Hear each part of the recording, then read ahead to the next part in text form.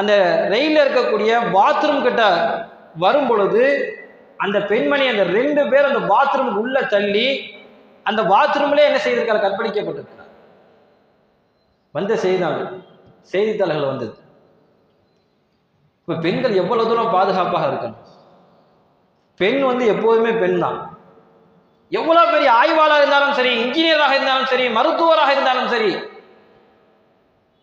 மிகப்பெரிய ஒரு விஷயம் என்ன தெரியுமா, இந்த வருஷம் மார்ச் மாசம் ஒரு ஐபிஎஸ் பெண் அதிகாரிக்கு பாலியல் தொல்லை கொடுக்கப்பட்டது. இப்ப இதை விட நம்ம என்ன சொல்றது? நம்ம நினைச்சிட்டு இருக்கோம், பெண்கள் என்ன செய்யறோம், நான் வலுவானவன், நான் என்ன செய்யறேன், போஸ்டிங்ல இருக்கிறேன், பெரிய பெரிய உத்தியோகத்தில் இருக்கேன், யாரும் எதுவும் பண்ண முடியாதுன்னு பெண்கள் நினைக்கவே முடியாது.